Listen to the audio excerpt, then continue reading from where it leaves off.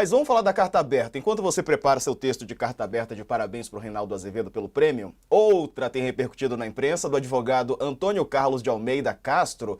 Todo mundo conhece ele como Cacai, né? Ele divulgou uma carta em grupos petistas comparando os 3 mandatos de Lula. Vou abrir aspas para o que disse Cacai. O Lula do terceiro mandato, por circunstâncias diversas, políticas e principalmente pessoais, é outro. Não faz política, está isolado, capturado, não tem ao seu lado pessoas com capacidade de falar com ele o que teria que ouvir, segundo ele. Não recebe os velhos amigos políticos e perdeu o que tinha de melhor: sua inigualável capacidade de seduzir, de ouvir, de olhar a cena política. Fecha aspas. Essa foi a carta, um trecho da carta do Cacai, escrita sobre o presidente Lula. Reinaldo. Eu sou um discípulo do José Arthur Gianotti, já morto, né? Eu não dou muita bola para certas esferas de sensações, eu tenho dificuldade de lidar com isso, né? Eu até brinco que, bebendo com os meus amigos, eu conquisto o mundo, né? Fazendo análise política, eu me atenho à realidade, né? É o que temos. O presidente está isolado, diz ele. Isolado de quem? Capturado. Capturado por quem? Preciso dizer, não recebe os velhos amigos. Aqui talvez haja um pouquinho de dor pessoal, sei lá. Né? Capacidade de seduzir, não sei exatamente o que é. De qualquer modo, se é uma carta pessoal, tem que ser pessoal. Se a carta é tornada pública, não é pessoal. É uma manifestação, uma manifestação política. Né? É uma manifestação política. Às vezes que eu falei com o Cacai, a conversa foi super boa, eu não tenho nenhuma restrição, é um homem inteligente, caudaloso, né, na expressão do seu pensamento, engraçado, cheio de referências, conhece poesia, né?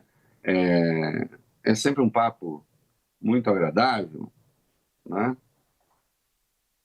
Mas no momento em que o presidente se vê cercado por esse conjunto de fatores que eu disse aqui, chega um aliado e de algum modo diz: esses que o atacam estão certos, só que os meus motivos são outros, né? Evidentemente não parece que colabore muito para que, se for o caso, o presidente encontre o eixo. O mundo é outro, né? De fato, o mundo é outro. Ninguém mais vai ter 70%, 80% de aprovação no governo. Nem aqui, nem em lugar nenhum do mundo. Pode ser que tenha 80%, pode ser que o Putin fabrique 80% para ele, pode ser que, enfim, outros tiranos, mas não vai ter mais 80% de aprovação. O Lula foi presidente, Cacai, 2 vezes, e não existia emenda impositiva.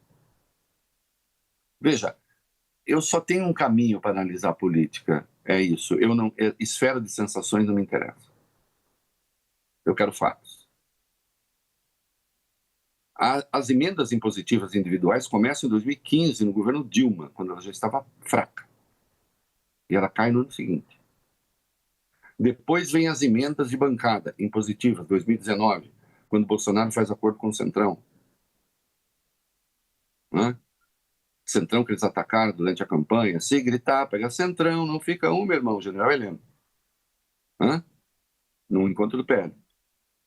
E tentaram impor ao Lula as emendas de comissão. Não foi no papel, mas na prática foi. Uma coisa é você governar no modelo do presidencialismo de coalizão. Vamos usar um vocabulário político, técnico, para falar dessas coisas. Porque o vocabulário amoroso a gente usa com as pessoas que a gente ama numa relação individual. Ou escreve a respeito, em tese. Né? O presidencialismo de coalizão, que supunha divisão de poderes, etc., de ministérios, o executivo tinha instrumentos para fazer valer suas políticas públicas. O Fernando Henrique tinha e fez valer. O Lula tinha e fez valer. A Dilma, no primeiro mandato, com acertos e erros, ainda tinha. No segundo, ela perde.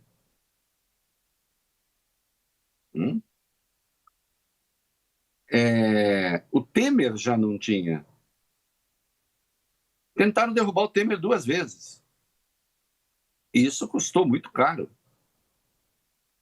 para se manter no poder.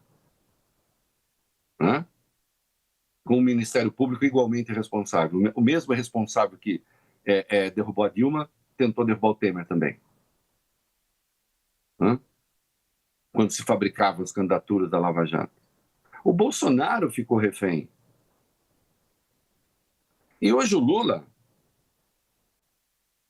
Vejo, o governo teve derrotas importantes, teve vitórias importantes, mas teve derrotas importantes no Congresso, porque o partido tem ministério, mas a bancada não se sente obrigada a votar porque ela não precisa. Os deputados e senadores têm 50 bilhões por ano. E eles não precisam prestar contas disso. Que não presta, mentira. Está aí. Estão aí as investigações em curso. Qual é a ideia? Qual é a proposta? Pegue os jornais hoje, pegue os sites noticiosos hoje. Qual é a ideia mais recente que eles tiveram, que não é recente, é impedir o Supremo de fazer determinadas operações no Congresso. Eles não querem mandados de busca e apreensão na Câmara, no Senado. O caso mais recente do deputado Mota, do PDT, repare que o Supremo não determinou mandado de busca e apreensão no gabinete dele. Do seu homem, do seu braço de chefe de gabinete, sim. Dele, não. Um pouco driblando um confronto com o Congresso, que não só quer as emendas todas, que rejeita os critérios de transparência, por mais que negue, rejeita, como também não aceita ficar sob o crivo do Supremo. Segundo a Constituição, não existe ato no Brasil que esteja livre da apreciação judicial. Não existe isso, mas eles querem. Então, quando você... E o nosso tema aqui é Lula, governo Lula, como ele era bom antes, como agora. Aquele Lula, com aqueles poderes, não existe. Esse que está aí não tem. Fernando Henrique não tinha. Bolsonaro não tinha. É que ele fez o acordo, ele não estava interessado em governar. Ele estava interessado em dar golpe de Estado.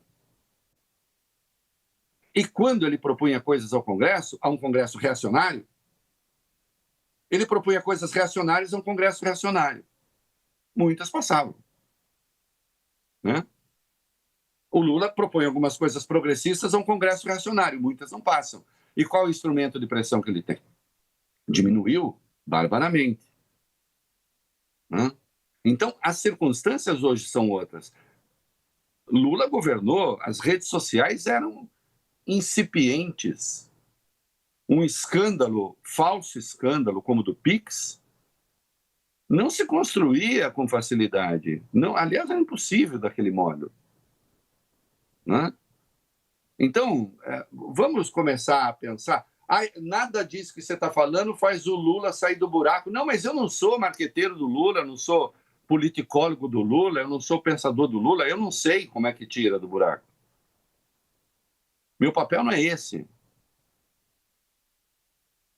Meu papel é apontar que algumas análises, como estão sendo feitas, elas têm um caráter definitivo de quem consegue enxergar o amanhã com impressionante precisão. Eu não consigo. Eu só estou dizendo o seguinte, o que eu estou falando, de qualquer modo, é desse mundo. São coisas reais. Ele não joga sozinho. É preciso saber quem é o adversário à direita. É preciso ver como essa direita vai se organizar. É preciso ver o que essa direita vai falar. A luta da direita agora, do Bolsonaro, não sei o que, é anistia. Ele vai empreender uma luta em favor da anistia, que, na verdade, anistia para si mesmo, não é? Não anistia para os outros. Ele vai empreender essa luta pela anistia junto no momento em que a denúncia da PGR vai chegar ao Supremo. A grande conquista que eles poderiam ter aí, o grande e tal, que eu acho que não acontecerá, eu não sei, né? O que o procurador-geral vai fazer em face do inquérito, do que está lá naquelas 800 e tantas páginas? Ele vai falar, não, Bolsonaro não tentou, né, romper o Estado de Direito, Bolsonaro não tentou dar golpe de Estado, né? Bolsonaro não se articulou numa organização para fazer essas coisas, é isso? E, portanto, está tudo certo? Ou, muito provavelmente, vem uma denúncia que muito provavelmente será aceita, né? Qual vai ser a reação diante disso? Né? Não, nós queremos anistia. Querem que um Congresso que tem uma rejeição de 82% não confiam, segundo aqui a pesquisa Atos Intel, que esse Congresso vote anistia para golpista. Que, se acontecer, será necessariamente avaliada pelo Supremo Tribunal Federal. Tem 47 que não confiam, mas tem 49 que confiam, um pouquinho maior. Verdade. Então, estou dizendo, a realidade é mais complexa do que essa gente quer fazer crer. Bem mais.